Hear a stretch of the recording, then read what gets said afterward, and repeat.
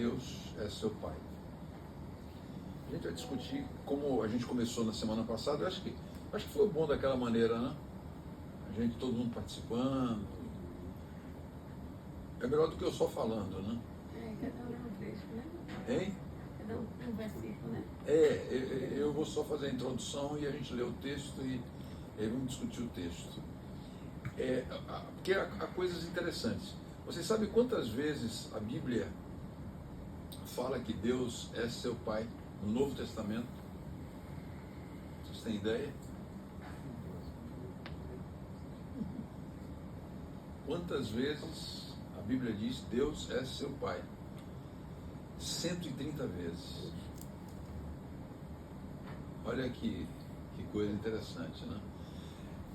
Para que a gente entenda qual é a relação que Deus quer ter com a gente. Agora, o mais interessante é que a palavra grega para pai, ela significa pai e mãe.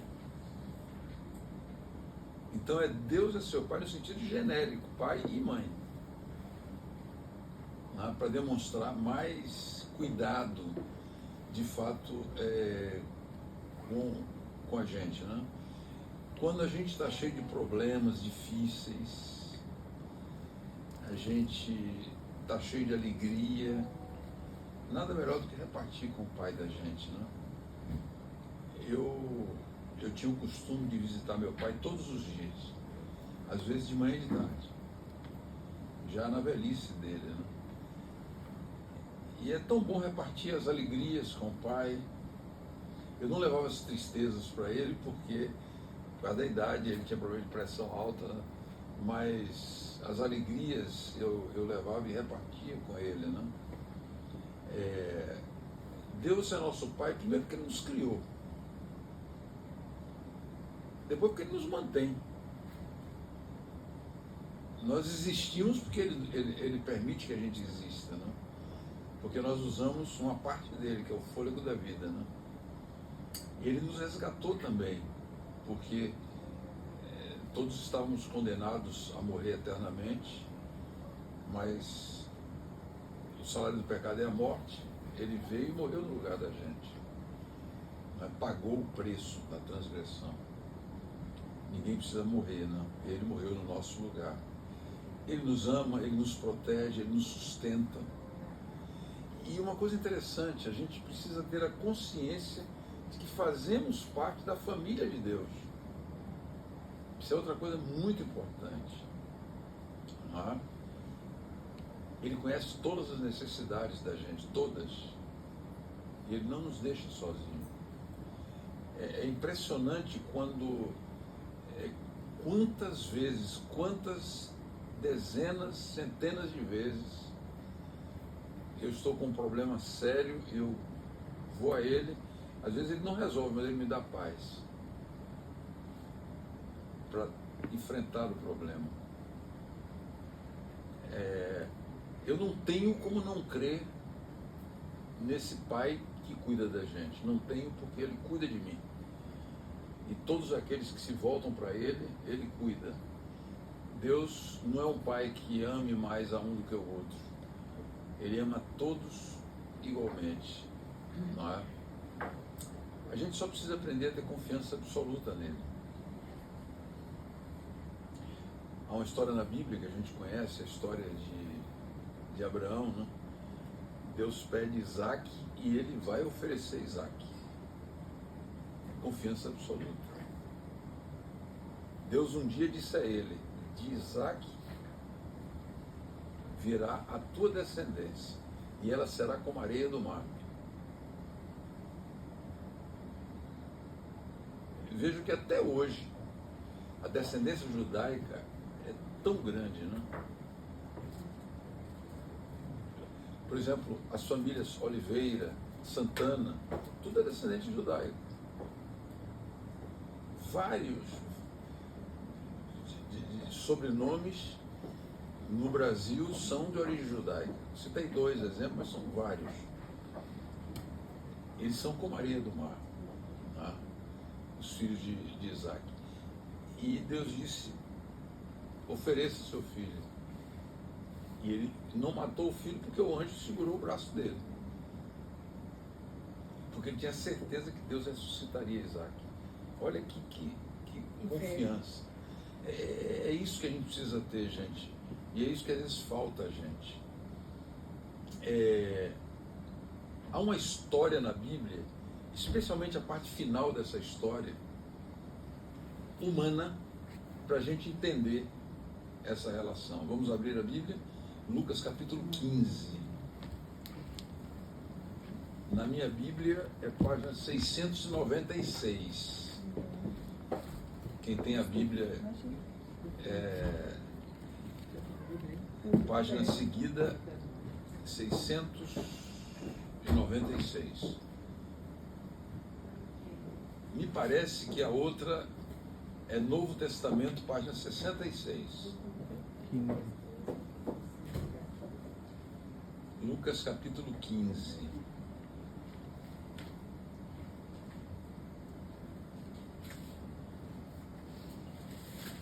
É a história de um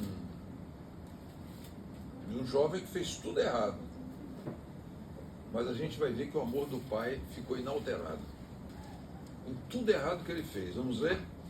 Capítulo 15, verso 11 a 24. Eu acho que a gente poderia ir lendo um verso por verso. Cada um lê um versinho aí e depois repete, porque não estamos o suficiente para ser um para cada. Ok? Verso 11. É 15, 11? 11, 12, 13. E disse: um certo homem tinha 2 filhos. 12. E o mais moço deles disse ao pai: Pai, dá-me a parte da fazenda que me pertence. E ele repartiu por eles a fazenda. 13. E poucos dias depois, o filho mais novo, ajuntando tudo, partiu para uma terra longínqua, e ali desperdiçou a sua fazenda, vivendo dissolutamente. 14. Depois de ter consumido tudo, sobreveio àquele país uma grande fome, e ele começou a passar necessidade. 15. Então foi e se agregou a um dos cidadãos daquela terra, e este o mandou para os seus campos a apacentar porcos. 16. Desejava ele fartar-se das alfarrobas que os porcos comiam, mas ninguém lhe dava nada.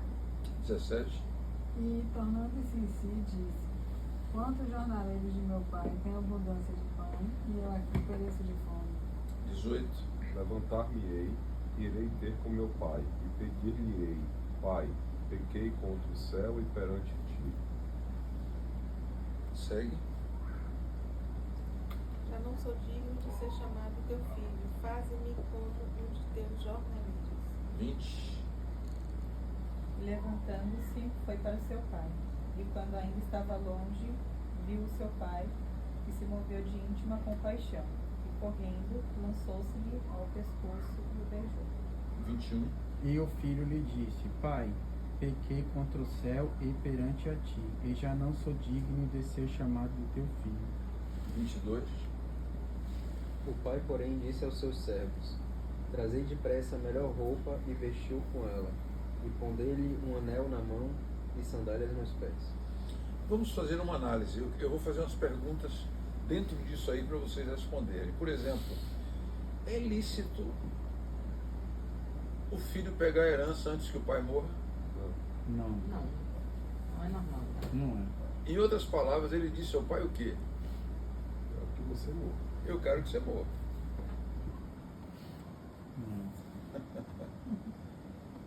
Eu quero que você morra o mais rápido possível. Não é? Outra coisa, você sabe qual é a época que o pai mais precisa do filho? Qual é a época? É, Acho que é quando ele está velho. exatamente. Quer dizer, ele estava caminhando para a velhice e o filho deu no pé e deixou ele sozinho. Não é? Tem ofensa pior do que essa? Gente, porque você quando vai envelhecendo, Eu estou falando porque eu estou envelhecendo. Você perde a capacidade de muita coisa. Por exemplo, eu tenho 77 anos e tenho saúde. Tá? Mas, por exemplo, meus joelhos já são problemáticos. Aí para pegar um peso, há uma dificuldade. Tá? Outra coisa que eu queria perguntar a vocês, o que é que vocês acham? Não sei se vocês perceberam no versículo 13, diz assim, ó, o filho mais moço, juntando tudo que era seu, partiu para uma terra longe, distante. Por que será que ele foi para distante do pai? O que é que vocês acham? Não queria compromisso. Não queria nem ver, né? Não queria ser observado, controlado. Chutou Pau da barraca. Chutou o pau da barraca mesmo. Mas eu não acho que ele se arrependeu, não. Ele voltou porque ele não tinha mais nada. Não, eu ainda não cheguei lá, não. Eu ainda tô eu tô lá no na pau da frente. barraca. A barraca está no chão ainda. Ainda chutou certo. o pau da barraca. Né? E se mandou, né? Verso 13. E no verso 13, o que aconteceu com a herança dele? Ele recebeu toda a herança. O pai era um homem rico. Dissipou tudo, gastou tudo. Jogou tudo fora. Foi. Vocês ouviram a palavra que está aí? Dissolutamente. Em outras palavras, jogou fora na farra. E ficou de nada. Sabe de uma coisa que eu aprendi bem na vida? Quando você perde o dinheiro, você perde os amigos. Ele não teve mais amigos. Provavelmente ele pagava as contas dos amigos nas farras. E agora ele não tem mais amigos. E, gente, ele vai trabalhar fazendo o quê? Estão lembrados aí? Olha, não existe nada pior para um judeu do que cuidar de porcos. Porque para o judeu, o porco é um animal imundo. E é mal cheiroso. Come lama. E hoje o porco até é criado na limpeza. Mas naquele tempo, eu ainda sou do tempo que se criava porco no interior. Não sei se vocês alcançaram, era na lama. Era resto. Era no chiqueiro, né? Como a gente chama. E lá vai ele cuidar dos porcos. Agora, queridos, versos 14 a 17, o que é que levou ele a cair em si? Vamos começar a caminhar na direção de Virgínia agora. O que é que levou ele a cair em si? A fome, a vida que ele estava levando, pobre. O raciocínio dele, vocês perceberam qual foi? Aqui eu estou comendo a sobra do porco. O que era a sobra do porco? Era a sobra que sobrava na casa, a sobra de comida. Era isso que se jogava para os porcos naquele tempo, né? Quem já viu a criação de porcos sabe o que eu estou falando. Né? Aliás, vocês são tudo novinhos, não alcançaram isso não, né? Mas eu alcancei. Né? Aquilo que sobrava, as cascas, né? Vai ser bola de lavagem. As lavagens, exatamente. Né? Perto de onde a gente morava, tinha, né? Agora, quando chegava aquilo para os porcos, ele tirava o melhor para ele. Era o que ele comia, imagine.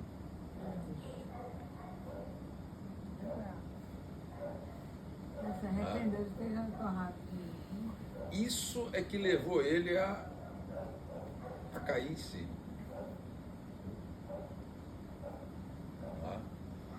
Levou ele a acordar.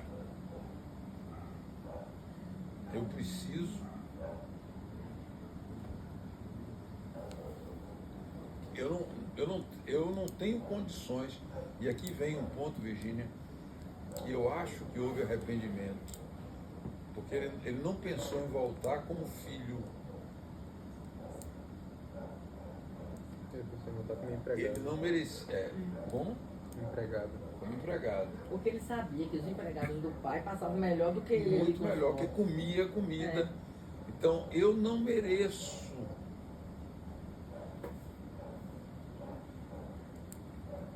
Eu não tenho que pedir mais a meu pai, porque eu já joguei, já chutei o pau da barraca, como falou Marcinha. Já chutei o pau da barraca, não tem mais barraca. Não existe barraca mais. Não é? E aí ele tomou que decisão? Versos 18 e 19, né? 18 e 19 diz assim: levantar-me-ei, irei ter com meu pai, e lhe direi, pequei. Ao arrependimento aí. Perceberam? Porque ele não diz pequei contra o Senhor, ele diz pequei contra o céu. E diante de ti. Por quê? O céu dizia o quê? Respeitar pai e mãe. Honrar pai e mãe. Honrar pai e mãe. Né? O pai, ele está no lugar de Deus aqui na terra. Ele deve ensinar o filho, deve cuidar do filho, e o filho deve cuidar do pai na velhice. Ô pastor, essa parte, quando você enxerga ela aos olhos de ser, quando a gente entende ela como pessoa, por exemplo, se não fosse pai, né, que eu acho que um pai normalmente um pai perdoaria, mas por exemplo, um amigo, se faz isso com você, normalmente ele não vai fazer o que o pai fez. Mas essa parábola aí é justamente para falar o que Deus é com a gente, né? Um pai bom, pra porque falar... tem pai que não perdoa, não. Isso, tem pai que a gente mesmo não perdoaria, Porque mas Deus... o cara pegou a metade do dinheiro que o cara tinha, que não era de direito. É de direito quando ele morresse. Torra tudo.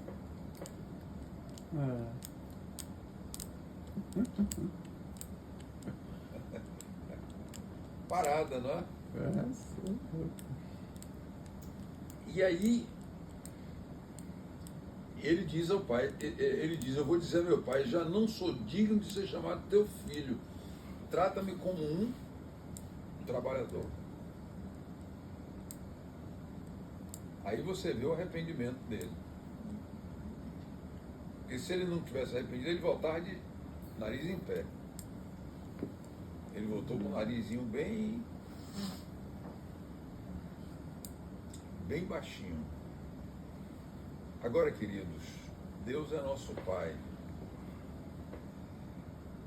Não tem a gente, muitas vezes, jogado a herança de Deus fora, como aquele jovem jogou? A herança da saúde, por exemplo. Segunda-feira, eu recebi uma mensagem no celular de uma pessoa que eu não via há 40 anos. E que ela é uma pessoa que eu estudei a Bíblia com ela, e agora ela mandava me dizer que queria me ver, estava no Hospital Santa Isabel, e que eu fosse visitá-la, se fosse possível, né? Ela me pediu assim como... Na verdade não foi ela, foi a filha que pediu. E eu fui visitá-la. Ela é mais jovem que eu ainda. Mais jovem que eu, uns 7, 8 anos. Mas jogou fora a saúde dela. Literalmente jogou fora.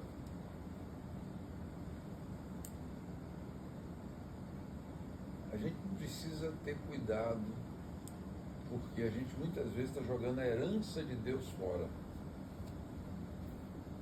que Ele nos deu. Eu anotei aqui algumas coisas. a nossa saúde, a nossa vida econômica. Quantas pessoas gastam mais do que ganham e jogam fora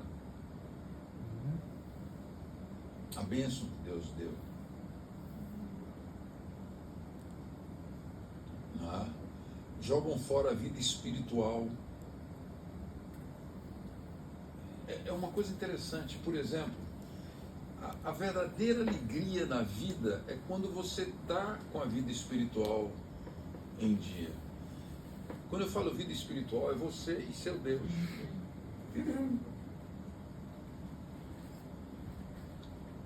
Quando você tem uma alegria, por exemplo, no mundo, é uma alegria passageira. Mesmo que seja uma conquista grande que você teve, né?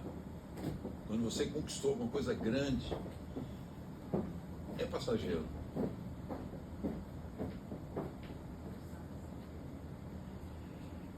Quando você está em Deus, não é passageiro. Você sente aquela paz permanente. Ela não sai de você. Sabe que algum momento assim, que por algum motivo eu me afasto um pouquinho, eu sinto um abalo, aí eu volto correndo. Porque é tão gostoso você estar na presença de Deus, você tem a tranquilidade de estar na presença dele. Então, muitas vezes a gente tem jogado a herança espiritual de Deus fora, não é? Saúde, bens espirituais, vida material, não é? Você muitas vezes joga a vida material. Outro dia eu estava fazendo uma análise de uma amiga minha que ela começa uma coisa larga, começa outra coisa larga, começa outra coisa larga. Então sempre está jogando fora boas oportunidades. Eu já vi ela ter um negócio que a gente via que ia prosperar. Na hora que ia prosperar, ela pula para o outro. E aí começa tudo de novo. São pessoas que não têm consistência. Bênçãos de Deus. Agora vamos entrar no coração da parábola. Qual foi a atitude do pai na parábola? O que é que vocês acharam? Perdão. Perdão. Entendimento. O que mais? Amor. Amor. Amor. Como o perdão do Senhor é diferente do nosso perdão, porque quando a gente pede o perdão, é como um filho, né? A gente acha que a gente não merece mais a condição de filho e quer ser um empregado, mas Deus, quando Ele perdoa, Ele esquece. E Ele nos coloca na condição de filho. O perdão do Senhor é além de tudo isso, além da nossa compreensão. Eu estou aqui indo porque quando eu namorava ainda bem que ela não está aqui na sala, aí eu cometi um erro, né? Um erro bobo. Passado, acho que já são 50 anos, outro dia ela se lembrou. Mas Deus esquece, né? 50 anos depois ainda lembrou. Né?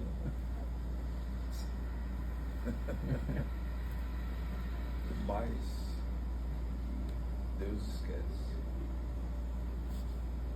Né? Qual foi a atitude do pai? Vamos ler verso 20 e 21. Alguém poderia ler o verso 20 e 21?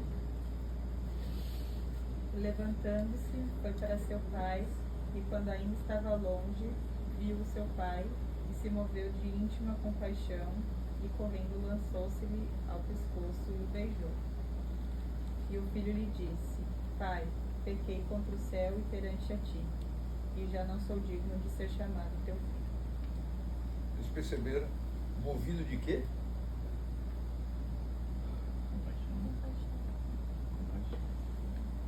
Íntima compaixão é muito mais do que pena, do que... né? É o máximo. O máximo que você pode ter de alguém campado é compaixão. É o que Deus espera que a gente tenha das pessoas. Compaixão. Íntima compaixão. Outra coisa interessante que a Bíblia diz que o pai ele ficava na varanda da casa todo dia olhando para a rua para ver se o filho vinha. Ou seja, ele tinha esperança toda hora que o filho ia voltar. E quando ele imaginou que era o filho, o que é que ele fez? Foi correndo, abraço. Saiu correndo. Quando você lê o resto do capítulo, você vê algumas atitudes. Primeiro, ele tira a capa dele e coloca sobre o filho. Sabe por quê? Para o filho não passar vergonha diante dos servos dele. Ele fica sem a capa, mas ele protege o filho que está todo campado, né? Mas ele não quer que vejam a situação do filho dele. Não é fantástico? Perceberam mais alguma coisa que o pai fez? Mandou matarem Mandou matar um novilho, isso. que chamava novilho gordo, né? Era o animal que ele estava preparando para uma festa. Veste sandálias e anéis. Veste a sandália porque ele está descalço, está na miséria mesmo. Mas há uma coisa interessante. Ele tira o anel e coloca o anel no dedo do filho. Naquele tempo, sabe o que significava isso? Vocês têm ideia? Vocês sabem que as cartas, os documentos, eles eram colocados uma coisa... Um selo. É o selo. Uma cera derretida. Uma cera derretida, ele vinha e botava o selo. Marca. Na verdade, o que o pai fez com ele foi o seguinte. Uma procuração plena. Não, toma aqui, ó. Sem limite. Meu cartão de crédito. O selo hoje é o cartão de crédito sem limite. Não é o meu caso do meu, não. Viu? Eu já tive cartão de crédito sem limite, mas hoje o meu tem limite. Entenderam? Quer dizer, ele deu o selo, a assinatura dele para o filho fazer o que quisesse. Depois o filho ter jogado dinheiro. Não é fantástico isso? Demais. E aí vem o que ele chamou a atenção do novilho, né? Para quê? Para celebrar a salvação e a ressurreição do filho. Este meu filho estava morto e reviveu. Mas, pastor, ele não merecia um castigo, não? Como? Não merecia um castigo, pelo menos? Pois é, mas eu quero que você entenda como é que Deus olha, sabe por quê? Porque quem recebeu o castigo não é você, é Jesus. O filho não recebe castigo nenhum. Nós vamos ser salvos sem receber nenhum castigo. Entenderam? Todo castigo, sua observação é boa, mas todo castigo, ele é quem vai pagar o castigo. Não é fantástico isso? Essa parábola aqui não caberia naquela época sobre hipótese nenhuma. Nem a revolta do mais velho, de falar com o pai, nem o pai passar nada para o mais novo antes de morrer, nem receber o de volta. Ela não existe no passado. Exatamente. E ele fez tudo pra gente. Nosso pai é assim. Ele pagou o preço nosso. O sofrimento que nós deveríamos ter, ele teve. Não é? O que eu queria dizer a vocês, concluindo? Vamos corresponder a esse amor. A gente precisa corresponder a esse amor. E como é que a gente corresponde a esse amor? Procurando segui-lo e servi-lo. Deus não merece a gente ser um revoltado, a gente deixar de seguir a sua palavra e o seu caminho. O grande objetivo de Deus é a nossa salvação, não a salvação desse mundo, é a nossa salvação eterna. Não é? Outra coisa, vamos aprender a confiar em Deus absolutamente. Nós somos livres. A gente pode rejeitar a Deus, pode confiar nele absolutamente, pode se voltar para ele. E eu acho que ele não merece outra coisa senão que a gente se volte para ele. Que a gente sirva a ele dentro do livre-arbítrio. Não é? Até porque a nossa maior necessidade é conviver com ele.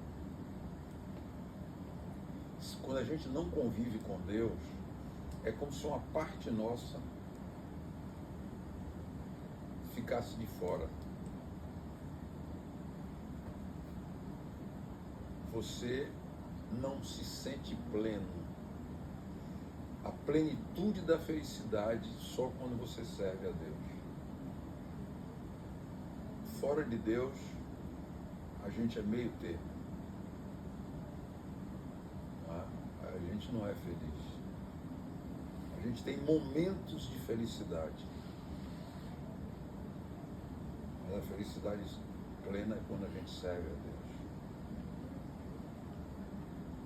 Então, queridos, que a gente não se esqueça, Deus é seu Pai. Permita que Ele cuide de você. E que Ele seja uma bênção na sua vida. Permita que Ele te salve, que você possa estar com Ele eternamente. Amém. Amém. Vamos orar? Pai querido, obrigado. Obrigado pelo teu amor, Senhor. Obrigado pela tua compaixão e a tua misericórdia conosco. Ajuda-nos, Pai, mudando mesmo os nossos sentimentos e o nosso coração, para que a gente possa estar voltado completamente para Ti, aceitando e permitindo que o Teu amor nos transforme. Abençoa a nossa vida, para que a gente possa ser uma continuidade da Tua vontade nessa terra. Abençoa o alimento que nos dás nesta noite. Nós te imploramos por amor de Jesus. Amém. Amém. Tranquilo?